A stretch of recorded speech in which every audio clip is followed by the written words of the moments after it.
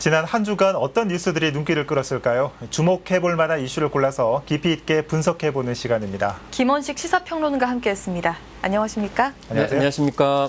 네, 자 지난 한 주간 많은 이슈들이 있었습니다. 주목할 만한 이슈들 어떤 게 있었습니까? 저는 이제 지하철을 자주 이용하거든요. 네. 근데 보건의료 노조에 이어가지고 이 지하철 노조도 파업을 한다고 하니까 참 우려스럽더라고요. 개인적인 불편도 있지만 이제 파업을 하게 되면 운행 양이 적어지기 때문에 많은 분들이 한 공간에 밀집될 수 있잖아요. 그럼 이제 코로나 감염 위험도 있기 때문에 굉장히 초미의 관심사여서 눈여겨 보고 있습니다. 그렇습니다. 자, 오늘 다룰 문제도 바로 이 서울의 교통 이슈입니다. 자, 중랑구 동쪽 지역을 관통하는 면목선 경전철 사업에 대한 예비 타당성 조사가 올해 시행될 것으로 보입니다. 이뿐만 아니라 서울의 다른 경전철들도 예비 타당성 조사가 실시되는데요. 영상을 보고 이야기 나눠보겠습니다. 면목선 도시철도 예비 타당성 조사가 올해 시행됩니다. 지난 24일 기획재정부가 올해 예비 타당성 조사를 진행할 12개 사업을 확정한 것입니다. 서울에서는 면목선을 비롯해 강북횡단선과 목동선, 난곡선 등 4개 경전철 사업이 포함됐습니다. 9,900억 원이 투입되는 면목선 도시철도는 총 연장 9.05km입니다. 동대문구 청량리에서 중랑구 면목동을 거쳐 신내동까지 이어지는데 중랑구 지역에만 8개 정거장이 들어서고 면목역에서는 지하철 7호선과 신내역에서는 지하철 6호선, 경춘선과도 환승이 가능합니다. 신내역에서 청량리역까지 가는 데 걸리는 시간은 대략 22분. 특히 면목동 일대는 가로주택 정비 사업과 대규모 주택 재건축 사업이 진행 중에 있고 신내동 망우동은 양원지구 입주가 진행되고 있어 면목선이 일대에 크게 늘어나는 교통 수요에 대응할 것으로 보입니다. 한편 면목선 도시철도 예비 타당성 조사는 오는 10월 진행될 것으로 보입니다. 조사 기간은 대략 1년 정도. 결과에 따라 빠르면 2025년 면목선 공사가 시작될 수 있을 거라고 군은 조심스럽게 내다보고 있습니다. 딜라이브 서울경기 케이블 TV 이주협입니다. 네, 물론 뭐 예비 타당성 조사라는 관문이 남았지만은 이 면목선 사업에 청신호가 켜졌습니다. 자, 일단 이 면목선 경전철이 만들어진다면 어떤 변화를 기대할 수 있을까요? 일단은 신내동을 중심으로 해서 도시 접근성이 이제 굉장히 좋아지는 거거든요. 특히 네. 청량역과 거의 22분 정도 거리밖에 안 되기 때문인데 아까 이제 가로 정비 사업도 있었고 뭐 재개발 사업도 이제 네. 추진되고 있는 지역이기 때문에 향후에 인구 증가에 대비해서 선제적으로 경전철이 들어서는 건데 이 경전철이 일단 들어서게 되면 다른 전철과 마찬가지로 주변에 이제 주택이 많이 들어서게 됩니다. 그렇기 때문에 아마 인구 밀집도가 굉장히 높아질 것이다. 이렇게 볼 수가 있는데요. 정거장이 12개 되기 때문에 그 12개를 중심으로 해서 좀 더 많은 그런 편의시설이라든지 주택이 개발될 것 같습니다. 어쨌든 지역 균형 발전이라는 관점에서 굉장히 중요하고요. 특히 신내동 같은 경우는 경기도 동부와 연결이 되기 때문에 그런 점들에 있어서도 6, 7호선 또 경춘선과의 연장선상 속에서 발전이 예상이 됩니다. 어쨌든 중랑구가 이제는 좀 외진 곳에서 네. 교통의 요충지로 발돋움하는 그런 형태가 될 가능성이 높습니다.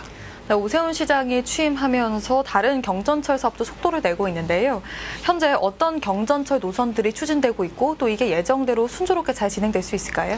네, 사실 오세훈 시장은 공약을 내세웠을 때 경전철에 굉장히 초점을 많이 맞췄습니다. 예. 그래서 이 서남권의 4개 지역, 그래서 목동선, 신림선, 난곡선, 그리고 서부선 이렇게 4개였고요. 또 강북권 같은 경우는 강북 횡단선, 그리고 면목선, 우이전철선의 연장선, 그리고 동북선까지 이렇게 8개를 한다고 그랬습니다. 근데 이번에 아까 리포트에 보셨지만은 예비 타당성에 목동이라든지 강북 횡단선, 그리고 난곡선까지 포함이 됐거든요. 네. 근데 여기서 주목해야 될 게 난곡선이에요. 이게 이명박 전 서울시장이 2005년도에 고속 유도 차량, 이른바 GRT를 했었는데 오세훈 시장이 그 뒤에 이 경전철로 바꿨거든요. 네. 그러다 보니까 이 경전철을 이제 민자 자본으로 이렇게 하려고 했는데 이게 나서는 데가 없어가지고 주지부진하다가 이제 사퇴를 하게 되면서 이게 유야무야 됐는데 그래서 이번에는 어떻게 해서 이제 예비 타당성에 포함이 됐냐면은 민간 자본이 아니고 재정 사업, 그러니까 국가가 일정 정도 개입하는 형태로 사업 모델을 바꿔서 예비 타당성에 포함이 된 거거든요. 그러면은 이제 전반적으로 이걸 다른 8개 중에서도 4개 어떻게 포함을 시킬 수 있냐면은 이 대체적으로 사업성이 없어요. 그러면 결국에는 민간 자본보다는 특히 이제 재정기획부나 국토교통부가 개입해드는 점이 아닌가 이런 점에서 이 향후에 정책적 방향이 결정될 것으로 이렇게 보여지고 있습니다. 네. 자, 우이신설선이 이 적자로 인해서 뭐 파산 위기에 처했다 이런 소식 여러 차례 전해드렸는데 이를 타산지석으로 삼아야 할 것 같은데 제2의 우이신설선이 되지 않기 위해서는 사전에 어떤 대책 마련이 필요하겠습니까? 일단은 수익 모델을 따져봐야 될 측면이 있습니다. 뭐 많이 지적했듯이 수요 예측을 정확하게 해야 되는 측면이 있고 너무 부풀리면 안 되겠고요. 네. 부풀리게 되면 왜냐하면 손실과 이익 부분을 정확하게 파악할 수 없기 때문에 적절한 수익 모델을 구축하기도 힘들고 또 민간 사업자들과 협상이라든지 타결에 있어서도 좀 어려움이 있습니다. 그래서 우이신설선 같은 경우는 어떤 모델이었냐면 수익형 민자 사업 모델이었거든요. 이게 민간 사업자가 철도를 건설을 하고 소유권은 서울시에 있었습니다. 네. 그리고 운영은 이제 30년 동안 해가지고 투자비와 수익을 민간 회사가 가져가는 건데 문제는 이제 최소 운영 수익 보장이 없었기 때문에 결과적으로 손해가 발생해도 모두 다 시행사 하다 보니까 이거를 어떻게 할 수가 없는, 심지어는 파산하게 되면은 결과적으로는 서울시가 그걸 부담해야 되는데 그것도 여의치가 않고 또 파산한 이후에도 다른 사업자가 없어지게 되니까 이게 이제 문제가 되는 거죠. 그래서 이 모델을 좀 바꿔야 되겠다라는 검토들을 하고 있는데 첫 번째는 위험 부담형 모델입니다. 이거는 뭐냐면은 손실과 이익을 절반씩 네. 정부나 지자체와 이제 기업이 하는 것이고요.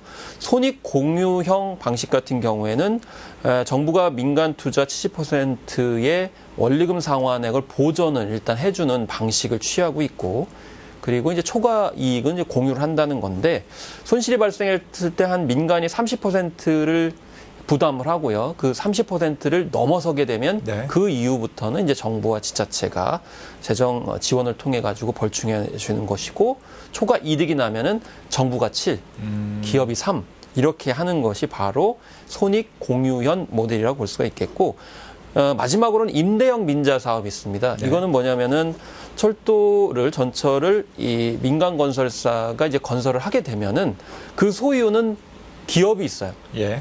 이제 정부가 그걸 임대해가지고 쓰는 방식인 거거든요. 이제 이런 방식으로 공사비와 이익을 정부가 좀 보존을 해주면서 적정 수익을 이제 가져오는 형태, 배분한 형태로 이게 세 가지 모델이 있는데 이 세 가지 모델 중에 어떻게 이제 장기적으로 주민 편익을 높이는 것이 필요한 것인가를 좀 따져볼 필요성이 있겠습니다.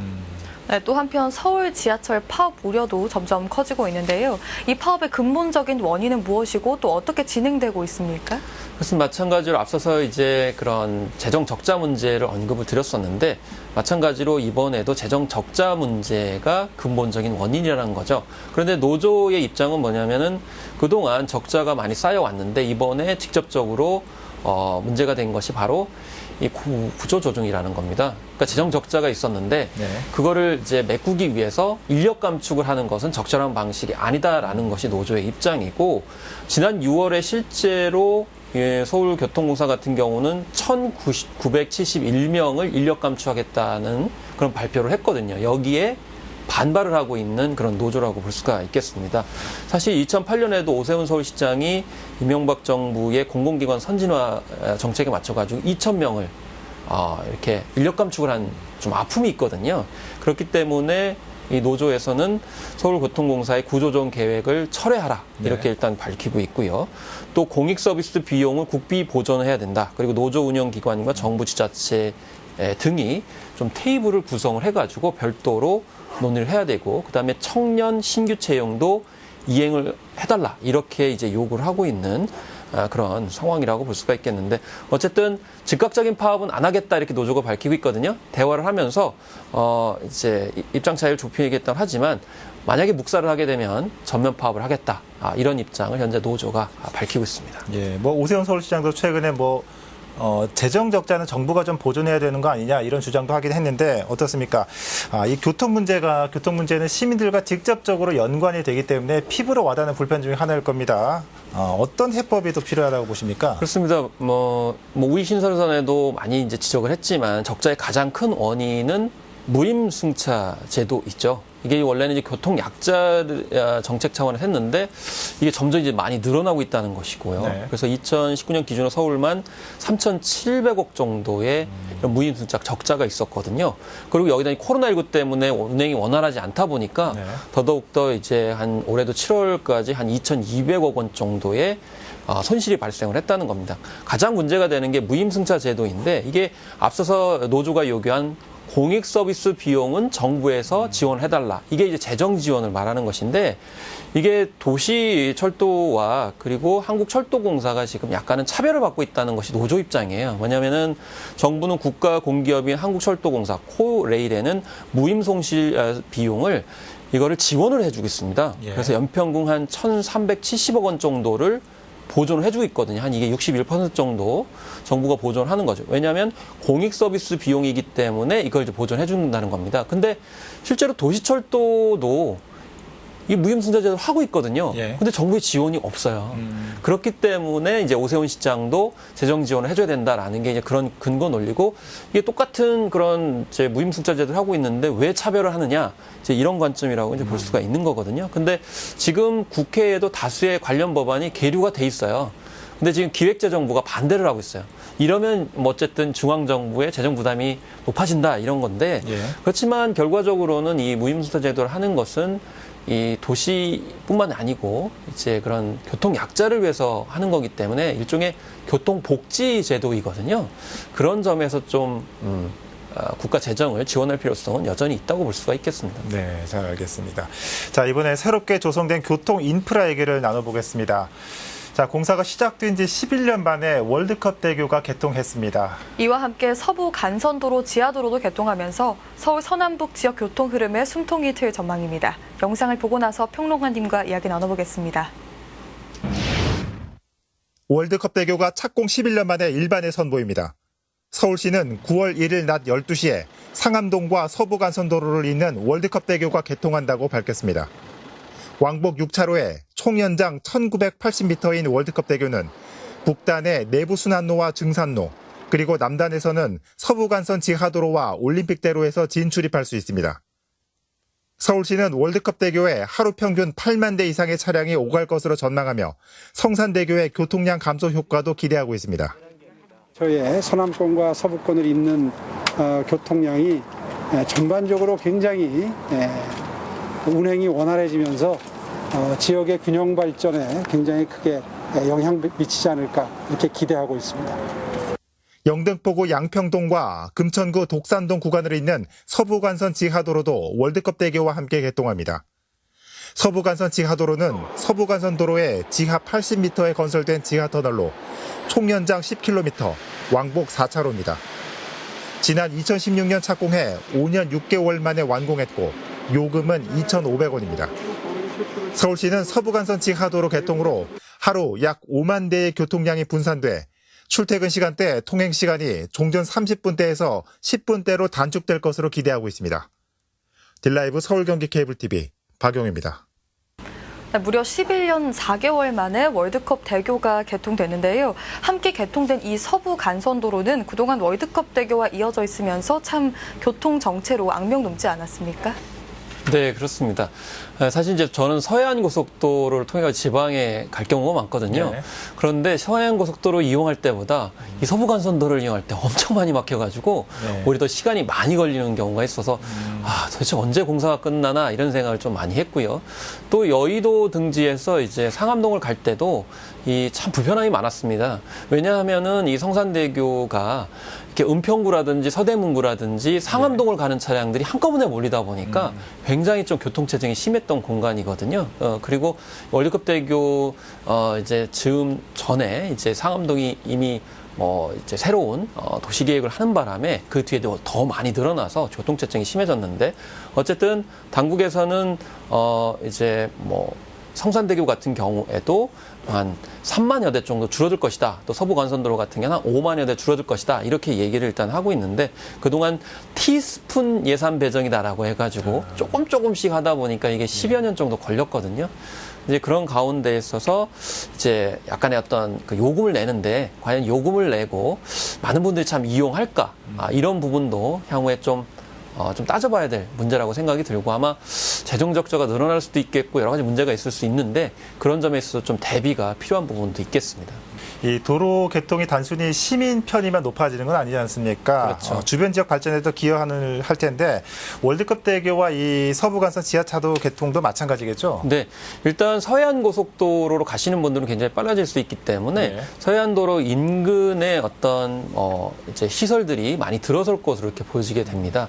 유통에 관련해서도 마찬가지이고요. 네. 특히 서울 접근성이 좋아지기 때문에 경기 광명이라든지 안양이라든지 시흥 안산까지도 굉장히 또 이 파급 효과가 있을 것으로 보이게 되고요. 그리고 서부간선도로 지하화에 따라서 그 주변의 어떤 공공 재개발이라든지 그리고 준공업지대의 개발도 좀 급진전될 가능성이 있어서 주변의 어떤 부동산이나 산업 입지에 있어서 큰 변동이 예상이 되고 있습니다. 네, 잘 알겠습니다. 자, 이 서울은 전 세계적으로도 이 대중교통과 도로가 잘 구축된 도시로 평가받고 있습니다. 이런 것들이 세계적인 도시 서울의 경쟁력 중에 하나일 겁니다. 지금까지 서울 경전철 월드컵 대교 그리고 서부 간선 지하도로 등 서울시 교통 현안에 대해 김원식 평론가와 함께 살펴봤습니다. 평론가님 오늘 말씀 잘 들었습니다. 고맙습니다. 네, 감사합니다.